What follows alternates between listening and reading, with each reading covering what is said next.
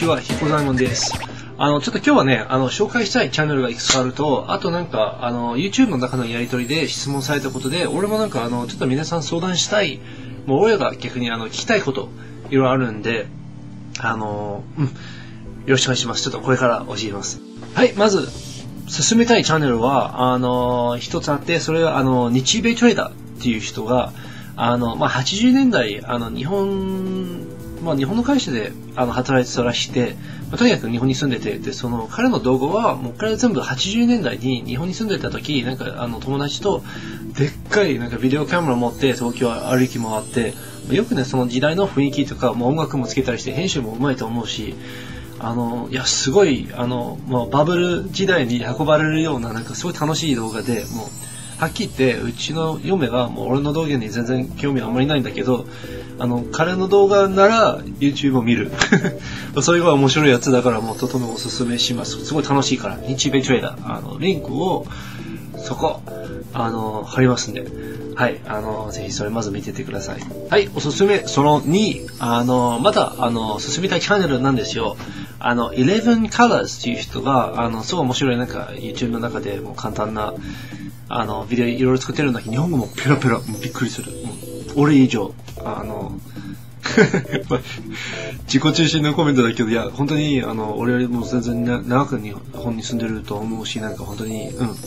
日本語がすごいし、で、彼はね、何がすごいのかというと、彼は、仕事ではよくわかんないんだけど、多分その絡みで、ものすごい日本の、特に東京にある、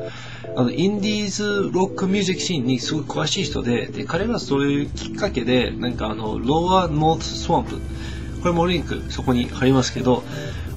そういう日本の面白いロックインディーズバンド紹介するチャンネルを作って、いやものすごい日本の音楽に詳しいんで、そういうなんかインディーズのロックなんか興味ある人はぜひこれ楽しいと思うんでチェックしてください。その3、今度は質問だけど、この間ファットブルーマンという、名古屋に住んでる外国人のカナダ人の人だと思うんだけど、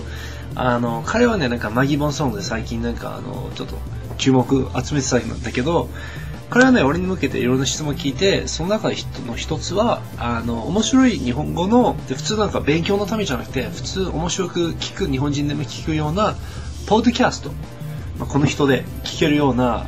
チャンネルは何か、あるのかって。俺も最近なんか、初めて iPod 買ったんで、俺も全然ポッドキャストが詳しくないんで、一応インターネットの、そのリンク、そこに貼るんだけど、俺見つけた、ポッドキャストランキングとか見つけたんだけど、でも本当にみんなのおすすめのポッドキャストは、もう何なのかと、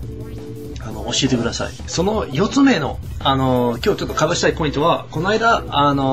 プサンケビンっていう、神戸に住んでる、最近まで韓国に住んでた、それで日本の、神戸に引っ越ししたカナダ人の YouTuber が、ファットブルーマンに向けて、日本の面白いロックミュージック、なんかカラオケとか、練習に使える音楽は何なのかと。で、これに対しても、俺もちょっと、回答を作って、作らせていただいて、で、それで、再生リスト、プレイリスト、ちょっと作ってみて、今、そこに、リンク貼るんだけど、俺のおすすめの、今ちょっと古くなってるけど、一応カラオケのためとか、歌詞、なんかいい、ノリのいい、日本のロックミュージックのリスト作って、その中で、なんか例えば東京事変とか、ザブルハーツとか、イースタンユースとか、サンボマスターとかなんか入れたんだけど、そのリンク見て、俺がなんか好きな、ロックミュージック見て、もうさらにね、そういう、日本語を勉強したい、外国人に対して、どういうなんか歌詞がいい、面白いロック、ノリのいいロックミュージックがあるのか、教えてください。で、逆にもね、英語を勉強してるんだったら、ぜひ、そういう音楽を通じてなんか音を真似するのはすごくいいと思いますんで、もうそれもおすすめします。俺結構日本語を覚えるには結構それ使いました。そしてその5番目、最近、What's Your Name Baby っていう海外に住んでる、外国人、日本語勉強してる外国人の人が、彼、電子系の音楽が好きで、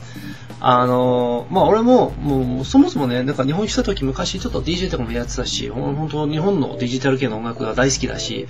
彼もなんか、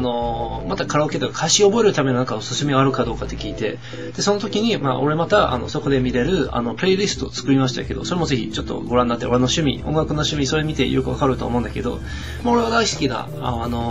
音楽とか、電子系の音楽はやっぱりもう、テイトーワとか、ファンタスティック・プラスティック・マシーンとか、新日大沢がプロデュースする、バードとか、モンドグロソとか、いろいろなんかいっぱい載せたんだけど、ただその中で、なかなかね、歌詞のある音楽でもなんか、そうカラオケのために、音楽の勉強のために覚えられる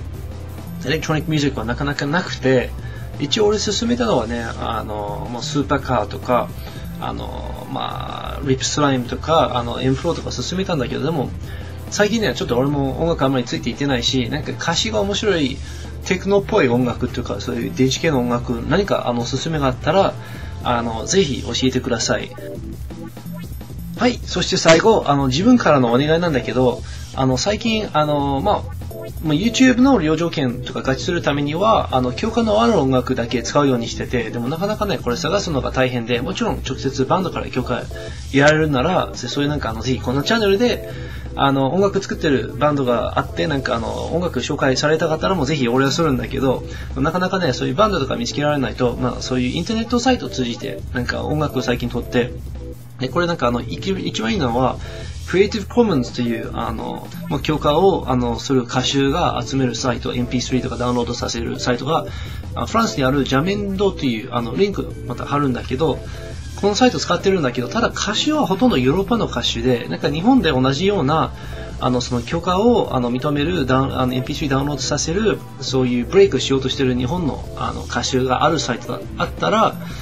ぜひ教えてください。俺はなんかもっと日本の音楽をなんか許可あるままで紹介したいと思うんで、ぜひ教えてください。